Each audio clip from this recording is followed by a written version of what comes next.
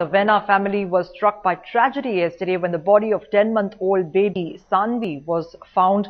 It is believed that the 10-month-old baby has been murdered.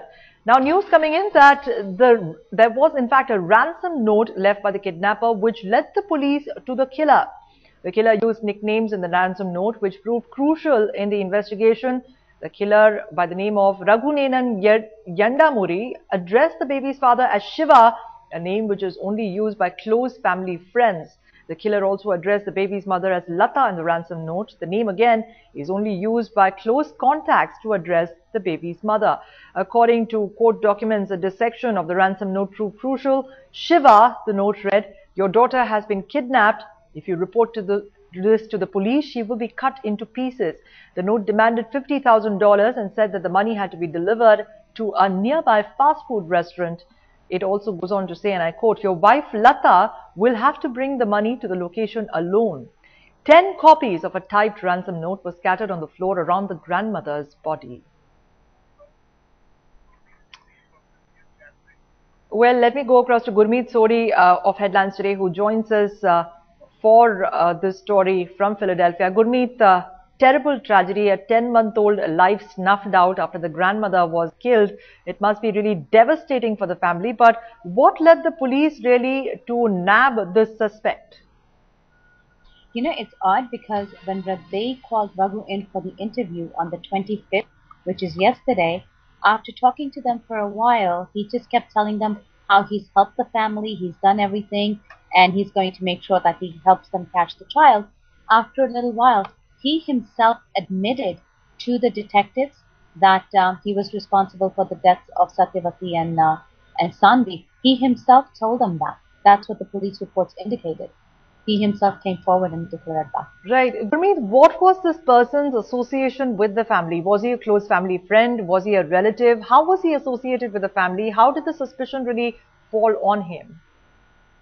You know what? The suspicion actually was not on him at all. What they had asked, he was just a very recent family friend. He's only known the family for about last 5 months when the Vennas moved into the building. He lives on the 1st floor and the Vennas live on the 6th floor. So there's really no relation, nothing else, just a very hi, hello, casual relationship. And he used to come to their apartment.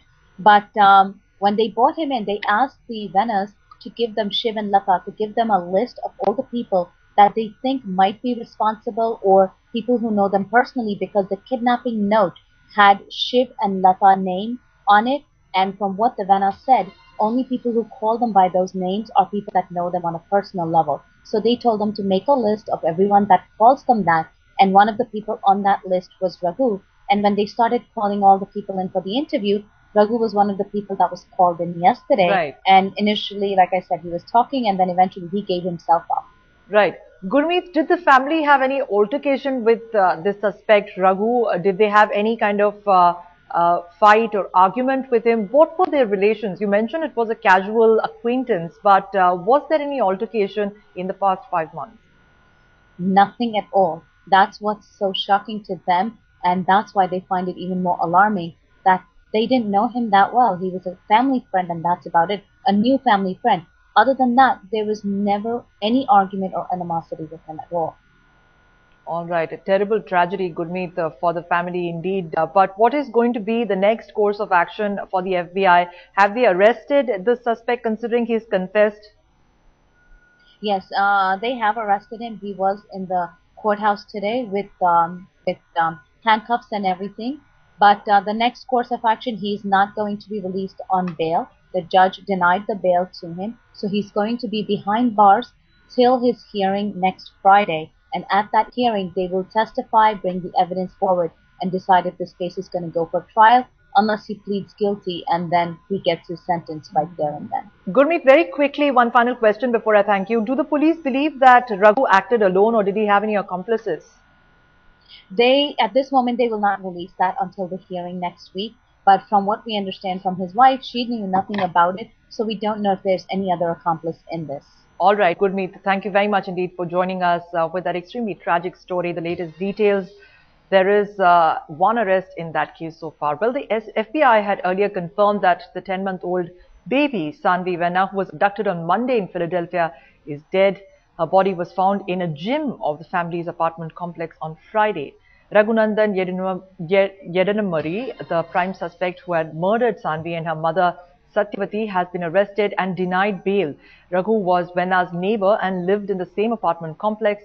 The police have recovered 10 copies of a ransom note from Saanvi's parents' apartment. In the note, Raghu has asked for a ransom of $50,000.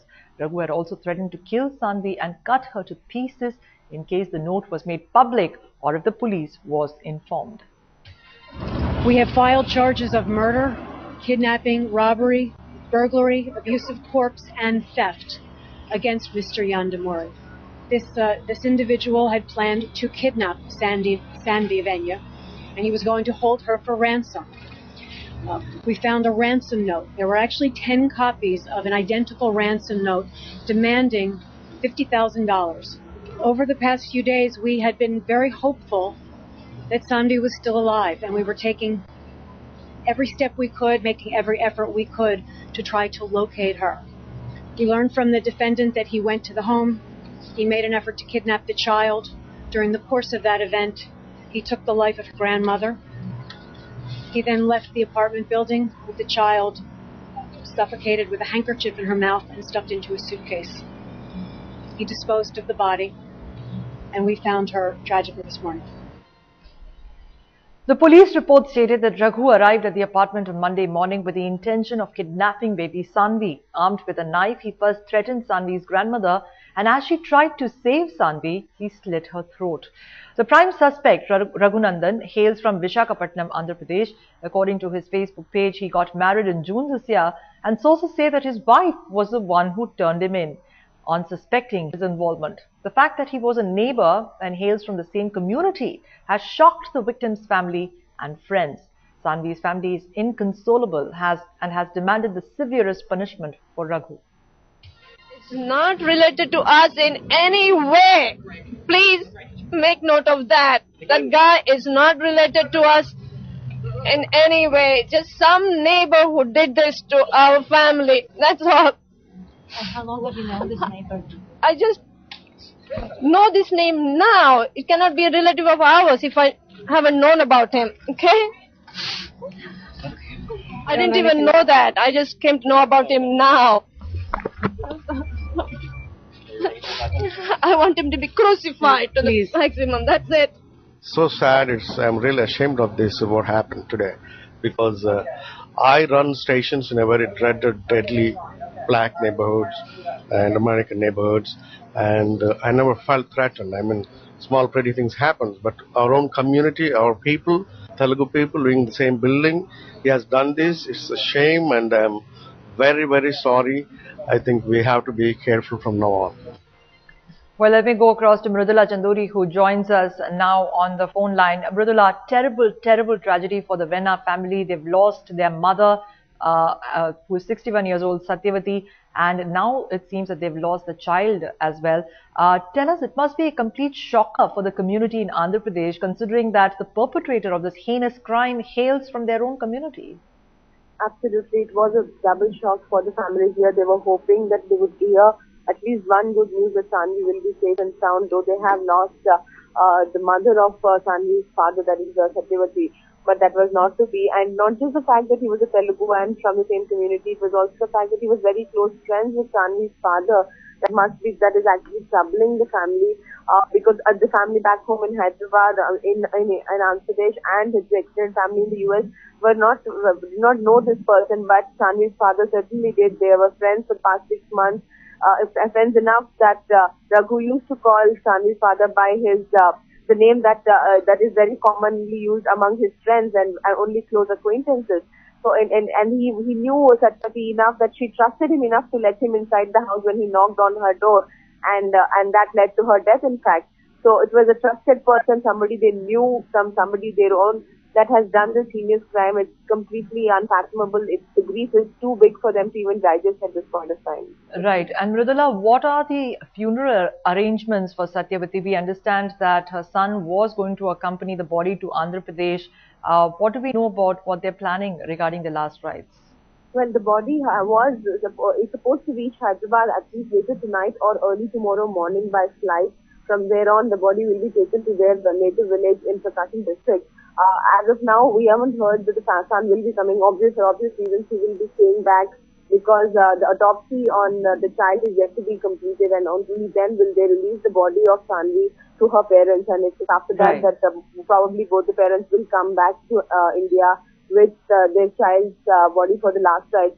But yes, the Satyavati's body will be coming later tonight or early morning tomorrow to Hyderabad, and from there on it will be taken to the village for last. All right, Mridula, thank you very much for joining us with that update. It's a terrible tragedy indeed, and our thoughts and prayers are with the family as they try to come to grips with this utterly senseless tragedy.